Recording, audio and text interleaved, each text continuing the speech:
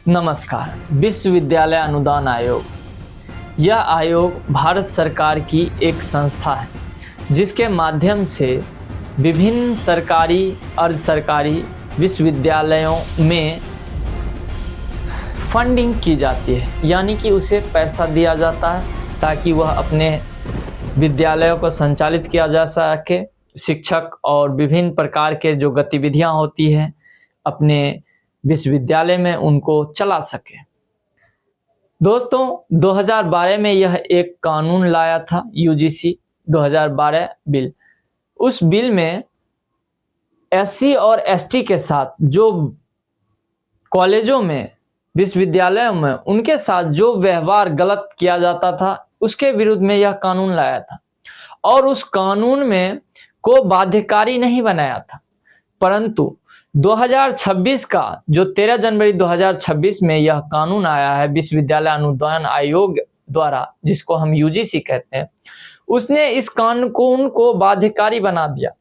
और इसमें एक और बात जोड़ा दोस्तों, वह था एससी एसटी और ओबीसी को इसमें जोड़ा। इससे भारत के विभिन्न राज्यों में इसके विरोध प्रदर्शन शुरू हो गए हैं। इसका विरोध कर रहे हैं, कुछ लोग इसका विरोध कर रहे हैं, कुछ लोग इसको समर्थन दे रहे हैं। तो दोस्तों आइए हम जानते हैं कि इसका उद्देश्य क्या है।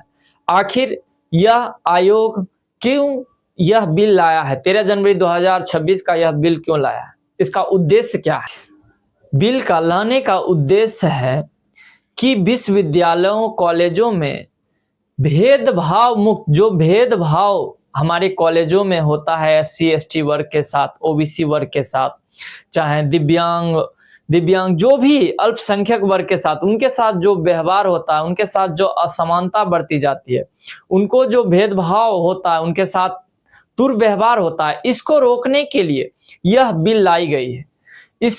दूसरा, समान अवसर जो एससी एसटी और ओबीसी हैं और जो अल्पसंख्यक हैं उन्हें समान अवसर प्रदान करने के लिए यह बिल लाया गया। तीसरा, जवाबदेही भी तय की गई है। अगर उस कार्य को, अगर मान लीजिए किसी एससी एसटी और किसी ओबीसी व्यक्ति के साथ कोई दुर्व्यवहार होता है, उसको 24 घंटे के अंदर, जो अगर वो शिकायत कर देता है तो उसे 24 घंटे के अंदर उसको निपटारा करना होगा। और जब उस कॉलेज में, उस विश्वविद्यालय में इन सभी के साथ समान अवसर प्रदान करने के लिए एक कमिटी भी गठित की गई है।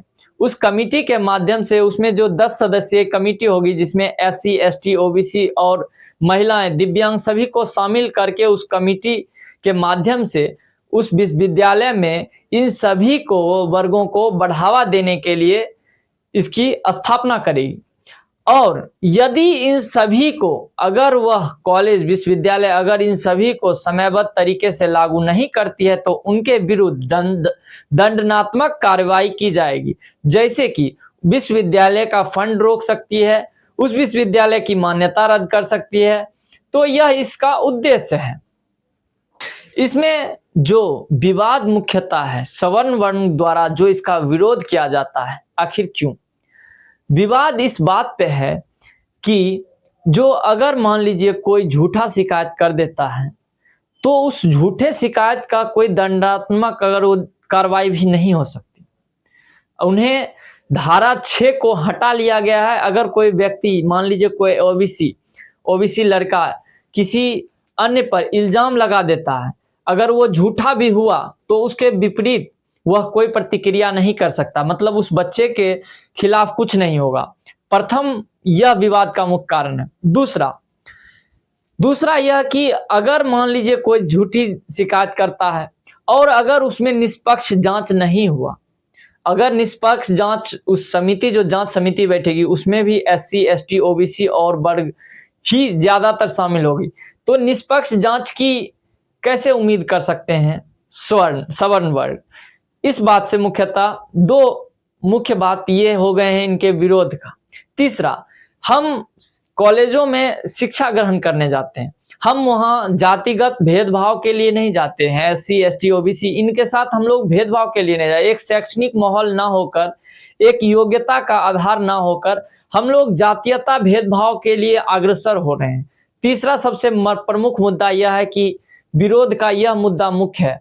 हम लोग कॉलेज पढ़ने के लिए जाते हैं, अगर इस प्रकार की व्यवस्था से सरकार हमें जातीयता की भावना प्रबल कर रही है, हमें एक सामान्य बच्चे ना मान के हमें वहां पे भी जातीयता का भेदभाव सामना करना पड़ेगा। हमें भी एक अलग जनरल कास्ट को खास करके इस बात से दुख होगा कि हम हमेशा उनके साथ बहुत ही मतलब डरा डरा सा फील करेंगे कि कहीं हमसे कोई गलती ना हो जाए।